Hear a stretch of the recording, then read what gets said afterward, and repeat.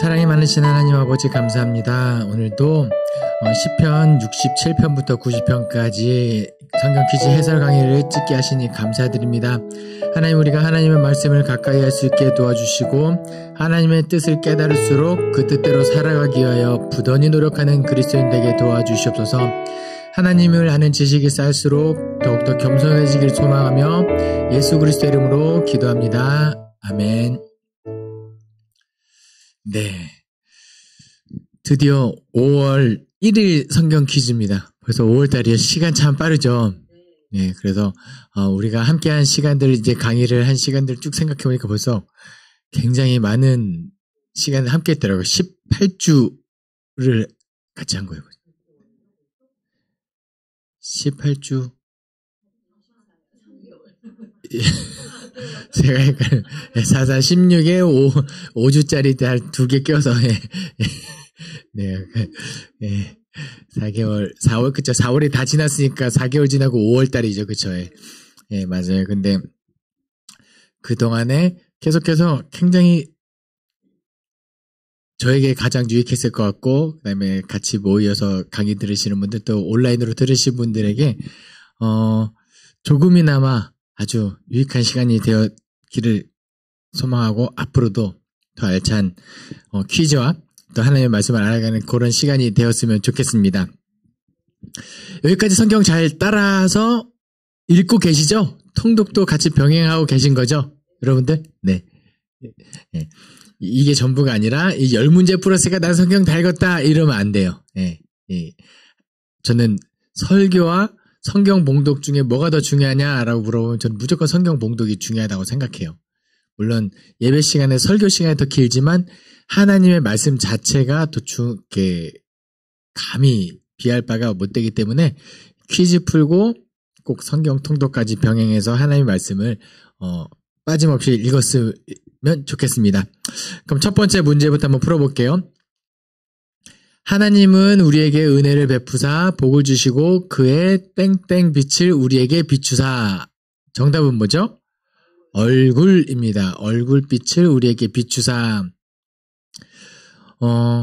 보면은 이 시편 67편은요. 1절에 복으로 시작하고 마지막 절까지 이렇게 위아래로 복을 비는 시라고 보시면 돼요. 복을 하나님 우리에게 복을 주시옵소서라고 하는데 그럼 우리에게 무엇이 복이냐라고 했을 때 그의 얼굴빛이 우리에게 비추는 게 복이에요. 그래서 교회에서 우리가 가장 마지막에 하는 기도 축도를 하잖아요. 담임 목사님들께서 축도를 하시는데 그때 이제는 우리 주 예수 그리스도의 은혜와 하나님의 사랑과 성령의 교통하심이 모두에게 있을지어다. 뭐 이렇게 하는 게 고린도전서 13장 13절 말씀, 고린도후서 13장 13절 말씀이 축도문이에요. 공식적으로 인정된. 그리고 또 하나 인정된 축도문이 뭐냐면 대제사장의 축복 기도라고 해서 민수기 6장 24절부터 26절까지 말씀. 뭐냐면은 여호와는 그의 얼굴을 내게 비추사 은혜 베푸시기를 원하며 여호와는 그 얼굴을 내게로 향하여 드사 평강 주시기를 원하노라 할지니라 하라. 네. 이게 축도. 그러니까 만약에 여러분들께서 어디 교회 갔는데 예배 마치고 마지막에 이제는 우리 주 예수 그리스도 이거 대신에 여호와는 그의 얼굴을 내게 비추사 이렇게 축도를 했을 때 여기 2단인가? 아니 2단 아니에요. 예. 그렇게 해도 공식적으로 인정된 그 두 성경 구절이 이거라는 거. 근데 여기서 보시면 대제사장이 뭐라고 기도하냐면 여호와는 그의 얼굴을 내게 비추사라고 해요.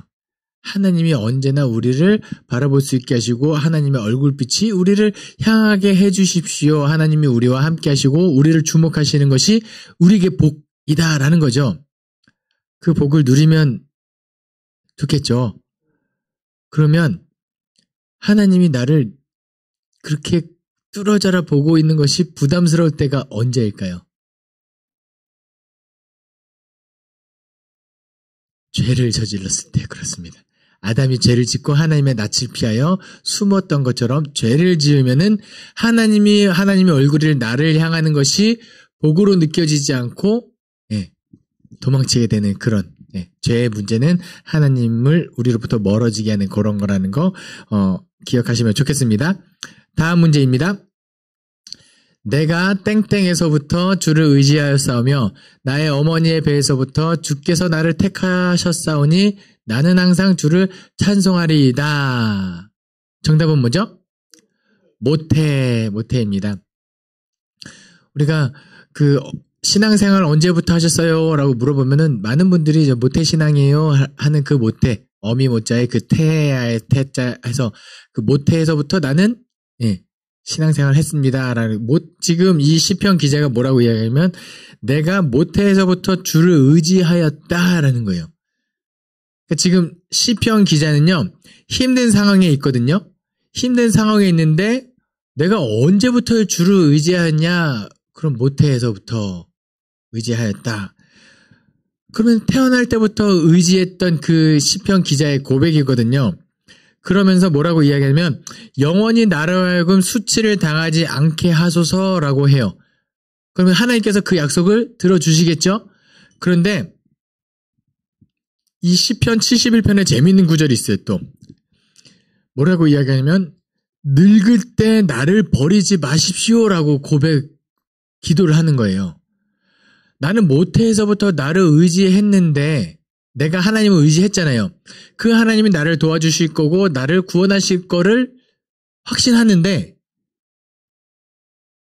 내가 이제 힘이 빠지고 내가 어쩌면 인간의 모습에서 이제 나는 쓸모없는 사람으로 여겨지는 그 늙을 때 하나님 나를 버리지 마십시오라고 이 기도를 하는 게 만약에 늙을 때 하나님 나를 버리면 하나님 너무하신 분 아닌가요? 내가 좀 건강하고 힘이 있고 뭐 괜찮을 때는 뭐 다 도와주시고 구원하다가 정작 필요할 때 하나님 나를 도와주시지 않는다? 근데 이거는 뭘 말하냐면요. 우리 인생을 진짜 미치겠다 이게 아니고요. 우리 인생이 허무하다는 것을 이야기하는 것이 아니고 무엇이 구원이냐는데요. 보세요. 로마서가 이야기하는 그 구원, 하나님이 우리를 의롭다고 여기시는 것은 이신칭의예요. 내가 하나님을 믿음으로 예수 그리스도를 믿음으로 말미암아 하나님이 우리를 의롭다 하는 거거든요. 그럼 내가 어느 정도 죄를 지었을 때 하나님께서 용서해 주실까요? 어디까지 용서해 주실까요? 내가 만약에 살인을 저질렀는데 내가 그 실수로 저지른 것과 내가 너무 내가 지은 죄로 힘들어하고 진심으로 통회하고 자복하고 회개하면 용서해 주실까요? 살인인데요. 하나님은 하실 거죠. 하나님이 나의 모든 어떤 죄라도 다 용서해 주실 거를 우리 믿어요. 그런데 또 하나 우리가 가져야 될 마음은 뭐냐면요.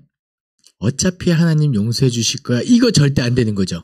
그래서 로마서가 믿음으로 말미암아 의롭담을 얻는다라고 이야기하면서 동시에 로마서에 어떤 구절이 포함되어 있냐면 우리가 소망으로 구원을 얻는다라고 들었어요. 처음 듣는 개념일 수도 있어요. 우리가 믿음으로 구원 얻는다. 맞아요. 믿기만 하면 되느냐? 아니에요. 그런데 소망을 품어야 돼요. 그러니까 회개할 수밖에 없는 거예요. 내가 의지하지만 믿지만 하나님 나를 구원해 주시기를 간절히 바라는 이 소망이 같이 있어야 되는 거예요.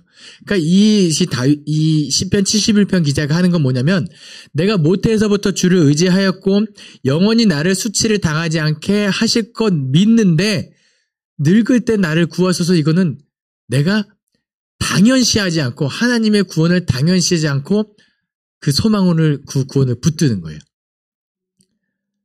어떤 말인지 알겠죠? 그래요. 당연히 구원해 주실 거를 믿지만 그것이 내가 너무 거저받고 막 쉽게 얻는 것이 아니라는 것. 그 소망을, 구원의 소망을 품고 살아야 한다는 것을 그러니까 신약과 구약이 따로 놀지 않는다는 것을 또 제가 한번 말씀드리고 싶었습니다. 다음 3번 문제입니다. 하나님이여 주의 판단력을 땡에게 주시고 주의 공의를 땡의 아들에게 주소서. 정답은 왕입니다. 솔로몬이 시편에 총 2편의 시를 솔로몬의 시가 수록되어 있거든요. 72편과 127편이 적혀 있어요. 그래서 제가 예전에 시험복에서 외웠던 건 나라를 치리하는 127가지 방법 뭐 해가지고 솔로몬의 시 72편 7위 127 뭐 이렇게 외운 적이 있었는데요. 솔로몬이 잠언, 전도서 이런 걸 다 썼잖아요. 그런데 위대한 왕이거든요. 하나님이 솔로몬을 뭐라고 묘사하시냐면 인간 중에 솔로몬 전후로 이보다 지혜로운 사람이 없을 거다라고 말씀하세요. 대단한 사람이에요. 그런데 솔로몬이 시를 쓰는데 뭐라고 쓰죠? 하나님이여 주의 판단력을 왕에게 주시고 주의 공의를 왕의 아들에게 주소서 이거예요. 인간의 지혜로는 따라올 데가 없지만 그런 자조차 누구를 의지해요? 하나님을 의지하고 있는 시편인 거예요. 근데 그게 좀 재밌는 게 있어요. 뭐죠? 왕을 위한 기도를 하면서 동시에 그쵸? 왕의 아들까지. 이건 뭘까요? 제가 나중에 만약에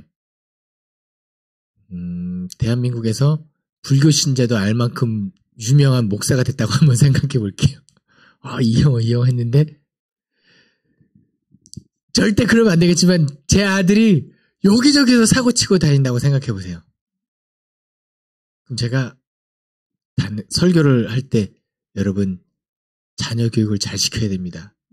너나 잘하세요 이렇게 되는 거예요. 그렇죠? 이제 공인의 자녀를 위한 기도가 같이 필요한 거예요. 그래서 여기 뭐냐면 우리 교회 성도님들께서 담임 목사님과 목회자들을 위해서 기도하시겠죠. 자녀들을 위해서 가끔 같이 기도를 해주세요. 우리 목사님의 자녀들도 잘 하나님의 말씀을 기준으로 삼고 이런 기도가 같이 병행되면은 그 목사님의 목회는 날아갑니다. 더 잘 되실 거예요. 가정이 평안해지고 이제 온전히 교회만 신경 쓰고 돌볼 수 있을 때 그 목회가 얼마나 잘 될지 한번 자녀를 위해서 기도해 보시면 좋을 것 같습니다. 그런데 이 72편, 시편 72편이 왕에게 지혜를 주시고 왕의 아들을 위하여 기도할 때 궁극적으로 왕의 어떤 것을 위해서 기도하냐면 왕으로 하여금 공의와 정의를 실천하게 해주십시오라는 기도예요. 그러면 성경에서 말하는 공의와 정의가 무엇이냐 이건데 성경에서 말하는 공의와 정의는 약한 자를 돌아보는 것이 공의와 정의예요. 우리가 흔히 얘기할 때 하나님은 공의의 하나님이시며 사랑의 하나님이시다라고 이야기할 때 있잖아요. 왠지 이 앞에 말하는 공의가 법을 지키고 기준으로 해서 잘못하면 쳐내고 죄를 막 죽이고 이런 공의인 것 같잖아요. 아니에요. 그거는 우리가 갖고 있는 말 그대로 공의고 성경에서 말하고 있는 성경에 기록돼서 너희가 공의와 정의를 실천해라라고 했을 때 공의는 뭐냐면 약자를 돌아보는 게 하나님이 원하시는 공의와 정의예요. 이것이 제일 잘 나타난 성경책이 이사야라고 보시면 돼요. 하나님께서 이 북이스라엘을 심판하실 때 왜 심판하시냐면은 너희가 공의와 정의가 없다. 잘 나가는 그 왕과 귀족과 요이들은 잘 먹고 잘 사는데 고아와 가부와 객과 레위인들 소외된 자를 돌아보지 않기 때문에 너희가 멸망한다 이렇게 이야기하거든요. 성경에서 말하는 공의. 그러니까 공의의 하나님이 사랑의 하나님과 상반된 개념이 아니라 일맥상통하는 개념이에요. 사랑의 하나님이 소외된 자를 내버려 두지 않는 그 은혜의 하나님이 되시는 거. 그 왕에게 어떤 왕이 되게 하냐? 공의로운 왕이 되게 해 주소서. 물론 그 소외된 자를 돌보면서 동시에 재판할 때 편벽되지 않게 하고 기울지 않게 하고 공평하게 하는 그런 왕이 되게 해 주소서라는 개념도 있습니다. 네, 4번 문제. 나는 거의 넘어질 뻔하였고 나의 걸음이 미끄러질 뻔하였으니 이는 내가 땡땡의 형통함을 보고 오만한 자를 질투하였음이로다. 정답은 뭐죠? 악인입니다. 악인. 악인의 형통함을 보고 오만한 자를 질투하였음이로다. 네. 이 73편과 37편인가? 73, 37인가? 53. 헷갈립니다. 어쨌든 하나가 더 있는데 이 73편은 어떤 시냐면요. 악인의 형통함을 부러워하지 말라라는 교훈을 주는 시예요. 네. 그 어떤 개념이냐면 제가 예전에 군대에서 그 병사들한테 이렇게 질문한 적이 있어요. 착하게 사는 게 손해일까요? 나쁘게 사는 게 손해일까요? 어떻습니까? 착하게 사는 게 손해입니까? 나쁘게 사는 게 손해입니까? 왜? 네. 대답은 이 입술에서는 나쁘게 사는 게 손해죠 라고 하는데 왜 머릿속에서 자꾸 착하게 살면 손해보는 것 같지 왜 내가 호구가 되는 것 같지 뭐 이런 생각이 들잖아요. 그런데 제가 그때 뭐라고 이야기했냐면 나쁘게 사는 게 당연히 손해다. 그러면 왜 착하게 사는 게 손해라고 느껴질 때는 언제냐? 나에게 지식과 실력이 없을 때 손해가 되는 거예요. 옆에서 막 이렇게 팔랑팔랑 할 때도 그거 아닌데 명확한 지식과 실력이 있을 때는 그런 유혹이나 이런 걸 떨쳐버릴 수 있는 그러면은 손해날 게 없는 거예요. 당연히 착하고 나쁜 게 손해를 저울질할 수 있는 게 아니에요. 무조건 나쁘게 사는 게 손해여야 하고 착하게 사는 게 이득이고 그러면서 착한 사람들은 더불어 실력을 갖추고 영향을 갖춰야 된다라고 그렇게 이야기한 적이 있었는데요. 그럼에도 불구하고 법을 안 지키는 사람이 돈도 많이 버는 것 같고 호의호식하는 것 같고 마치 잘 사는 것 같고 막 이런 사태를 어떻게 봐야 하는가.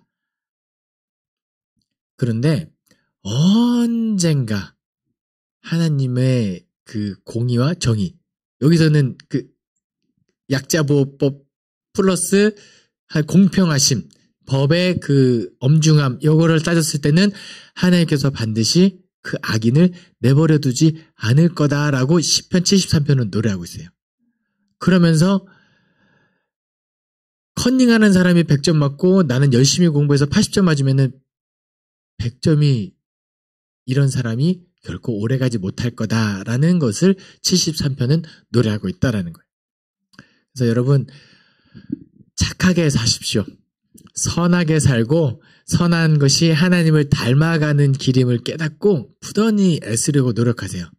조금 돌아가는 길인 것 같고 좁은 길인 것 같고 힘든 길인 것 같지만 결국에는 그 길이 우리로 하여금 행복하게 할 거라는 거죠.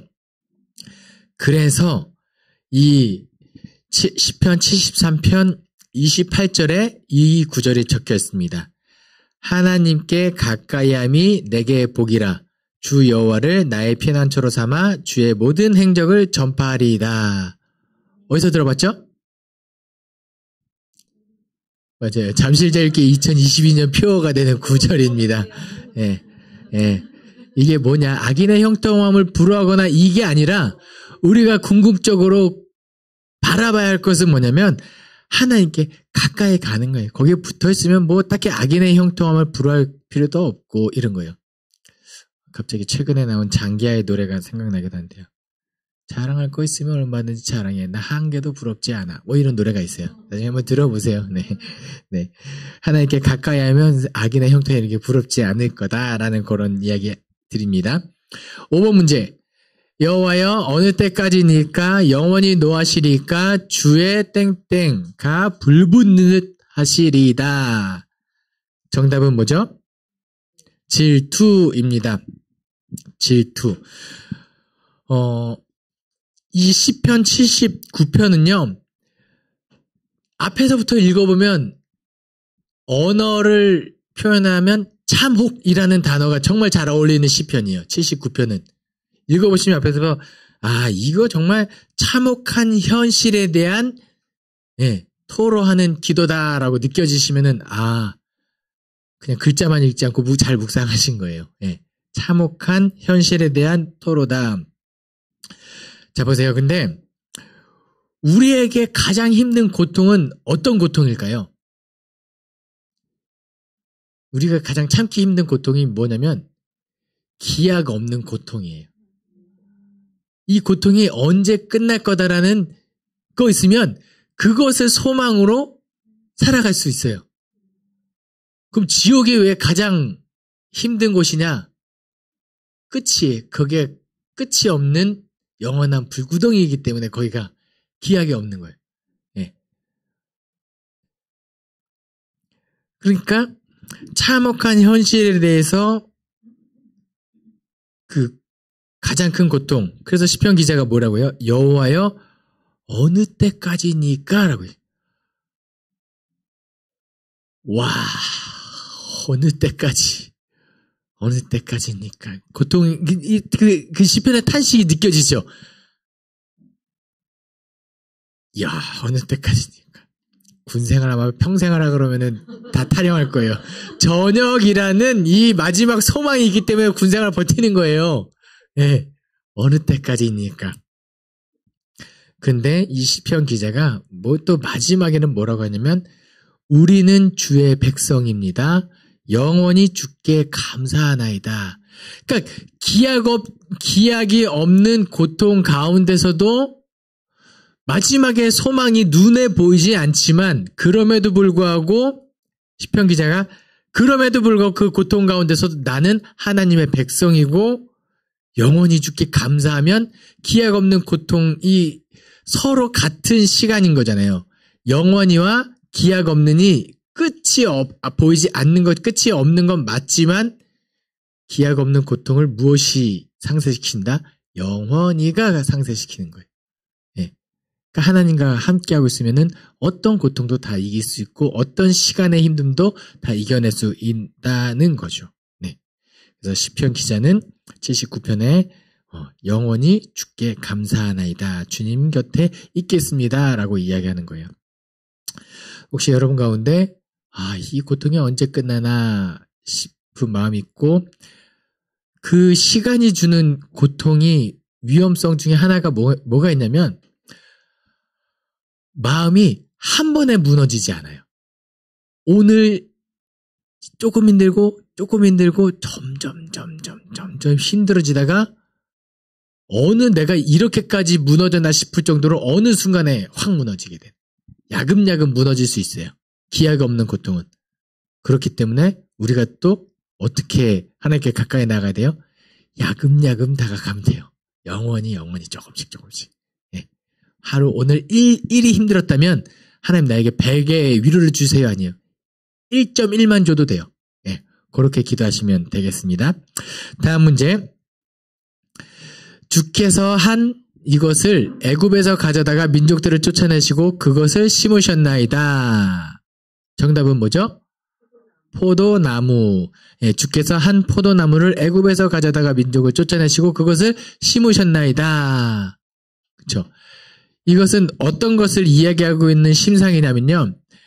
하나님께서 출애굽시키셨죠. 이스라엘 백성들을. 그리고 그들을 광야에서 뺑뺑 40년 돌고 궁극적으로 어디다 심으셨죠? 약속의 땅, 가나안 땅, 젖과 꿀이 흐르는 땅, 가나안에 심으셨어요. 그런데 가나안 땅에 심겨진 이게 어떤 원리냐면요. 아브라함에게 창세기 15장에서 이 약속을 합니다. 내가 너에게 자녀를 약속하겠다. 그리고 너에게 땅을 주겠다. 그런데 지금은 아니야. 언제냐면 400년 뒤에 너의 후손들이 돌아와서 이 땅을 차지할 거야. 그 이유가 무엇이냐? 아직 가나안 땅에 악이 가득하지 아니함이다 라고 이야기해요. 그 악이 가득 차서 땅이 그들을 토하여 내면, 그들을 쫓아내면 그 땅이 이제 빈 땅이 되죠. 그럼 그 땅에다가 내가 너희를 심을 거야. 이 개념이에요. 애굽에서 한 포도나무를 가져다가 그 땅을 갈아엎고 가나안 땅에 그 악이 가득한 이방 그 가나안 민족에 그들을 갈아엎고 포도나무를 심은 거예요. 그럼 우리 이 심겨진 포도나무가 두려워할 것은 무엇이죠? 뭐처럼 되면 안 돼요? 가나안처럼 되면 안 돼요. 만약에 이스라엘 백성들이 그 심겨진 포도나무가 악이 가득해서 하나님이 또 도저히 내버려 두고 볼 수 없으면 또 땅은 그들을 토하여 낼 거예요. 심겨진 포도나무 이스라엘 백성들을 토하여 낼 거예요. 이것을 누가 주도하느냐? 하나님께서 주도하실 거예요.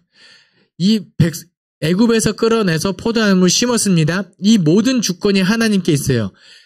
그 가나안 백성을 토하여낸 것도 하나님의 주권이고요. 심은 것도 하나님의 주권이에요. 그래서 이 시편 80편에서 뭐라고 이야기하냐면 너희들이 악이 계속해서 가득하면 내가 담을 허물어 버릴 거다라고 해요. 너희들을 보호하고 있는 담을 허물어 버릴 거야.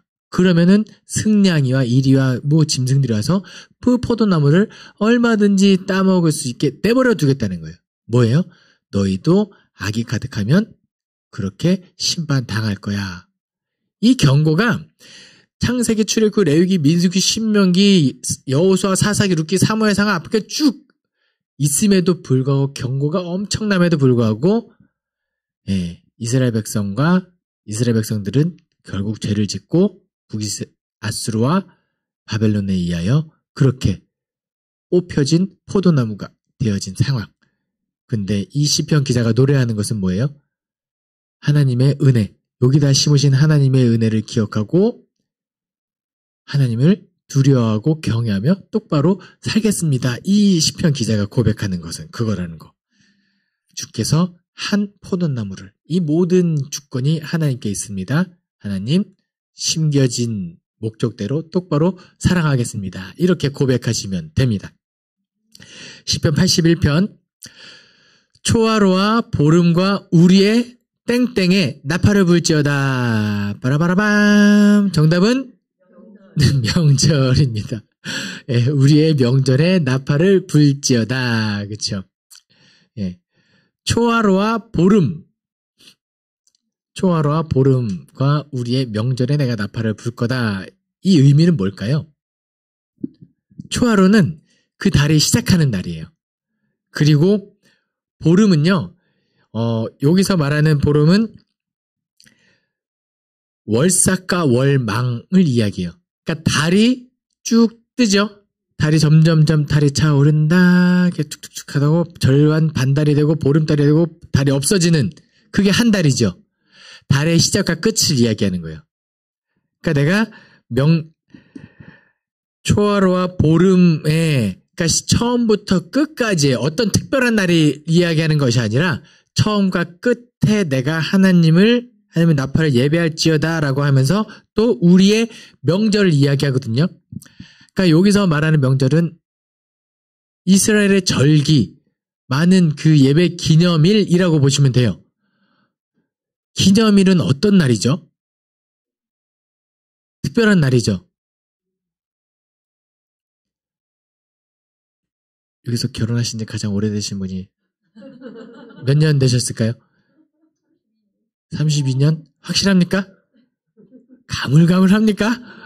왜 가물가물하죠? 남편분이 기념을 안 챙겨주니까 그렇죠. 몇 주년 딱 해서 하면은 매년 기억할 텐데 왜 기억이 가물가물해요? 기념일을 잘 안 챙겨줘서 그래요. 그래도 이제 그냥 사는 거죠. 그냥 사는 거예요. 그만큼 기념일을 처음에 잘 챙겨줄 때는 다른 사람들과 구별된 굉장히 특별한 관계예요. 그런데 기념일을 잊어버리는 시기가 되고 그것이 인정되는 관계가 되면 진짜 오래되고 더 특별한 관계라는 거죠. 그렇죠? 네. 예. 물론 그쵸. 예. 그냥 뭔가 제가 기념일을 까먹은 것을 정당화하는 것이 아니고요.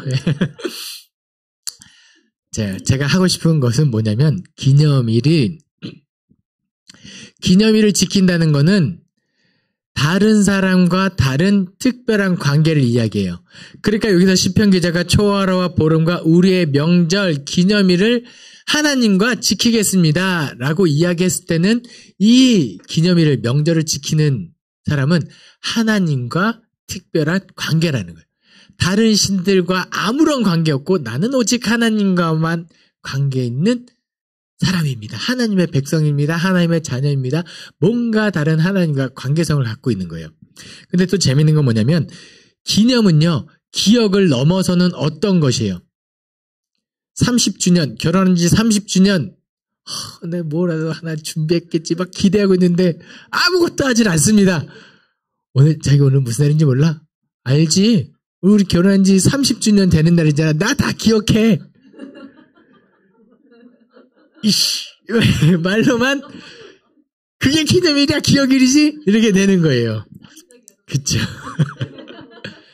기념일은요, 뭔가 기억하는 것 이상의 어떤 행동을 수반하는, 예, 기억을 넘어선 어떤, 그쵸? 우리 더 예배가 다른 날보다 더 특별히 거룩한 예배를 드리는 것일 수도 있고요. 그리고 우리가 6월절, 부활절, 사순절, 이때 우리가 더 은혜가 되는 이유는 그것이 기념일이라서 그래요. 하나님의 은혜를 더 특별히 기억하고 그것을 넘어서 나의 행동을 절제하거나 뭔가 더 어떤 행동을 기억과 더불어 수반하는 날이 기념일이기 때문에 그래요. 그래서 우리의 명절을, 그런데 시편 기자는 그것이 시작과 끝, 모든 날을 그렇게 지키겠습니다라고 고백하고 있는 거죠. 네. 우리 예배는 그래야 될 것 같아요. 네. 다음 문제. 땡땡이라 이름하신 주만 온 세계의 지존자로 알게 하소서. 정답은 뭐죠? 여호와라 이름하신 주만 온 세계의 지존자로 알게 하소서. 시편 83편을 쭉 보시다 보면요. 그 앞에 여러 민족들의 쭉 이름이 나와요. 이 민족, 저 민족, 여러 민족 쭉 하면서 거기에도 신이 있겠지만 오직 여호와라 이름하신 주만 온 세계의 지존자로 알게 하소서라고 고백을 하죠. 왜요? 여호와가 하나님, 오직 유일한 신이시기 때문이죠. 여호와라 이름하신, 야훼라고 이름하신 주만 높임을 받으소서라고 해요. 근데 여기서 한 가지 재미있는 또 짚고 넘어갈 개념이 있어요. 뭐죠? 여호와라 이름하신 주만. 그러니까 하나님이죠. 지금 사실 주라는 개념도 사람이 붙인 이름이에요. 하나님의 개념을 우리가 어떻게 하면 명확하게 할 수 있을까? 인간의 언어를 사용했을 때 그래, 주. 내가 절대 복종하고 나의 주인 되시는 분이면은 인간의 언어로 표현했을 때 하나님을 잘 표현하는 단어 중에 하나예요. 그쵸? 그런데 여호와라 이름하신, 그렇게 우리에게 아주 조금이지만 하나님의 개념을 우리가 다 이해할 수도 없고 알 수도 없고 표현할 수 없지만 여호와라 이름하신 주만, 이거예요. 어떤 개념이냐면 우리는 다 알지 못하지만 그래도 우리에게 일려주신 그 여호와라 우리가 부르는 그 주만 높임을 받으시옵소서라는 거예요. 이스라엘 백성들은요, 옛날부터 하나님의 이름을 알고 싶어 했어요. 우리가 믿는 하나님을 알고 싶었어요. 아브라함을 내가 너를 인도하는 그 아브라함에 나타난 하나님, 이름이 뭐죠? 몰라요. 아브라함은 하나님의 이름을 모릅니다. 나타나서 내가 너를 지지할 땅으로 가라 하러 갔을 때 그분이 그러니까 하나님이구나라는 것만 알아요. 이름은 모르고 그 하나님의 명령을 따라서 쫓아온 거예요. 하나님 이름 모릅니다. 야곱이 하나님의 그 천사와 씨름하잖아요. 그러니까 하나님과 씨름했어요. 이깁니다. 그러면서 하나님의 이름을 물어요. 당신의 이름이 무엇입니까? 그것은 너가 왜 궁금해하냐라고 대답을 하세요. 나중에 한번 읽어보세요. 이름을 알려주지 않아요. 언제 와서 비로소 하나님의 이름이 드러나냐면 모세 때 와서 하나님의 이름이 조금 드러내세요. 떨기나무에서 모세를 만나고 너 이제 가서 내 백성을 해방시켜라. 모세는 하나님을 그 떨기나무에서 만났잖아요. 그 현연한 모습을 만났고 하는데 사람들에게 내가 떨기나무에서 불 붙는 걸 봤어.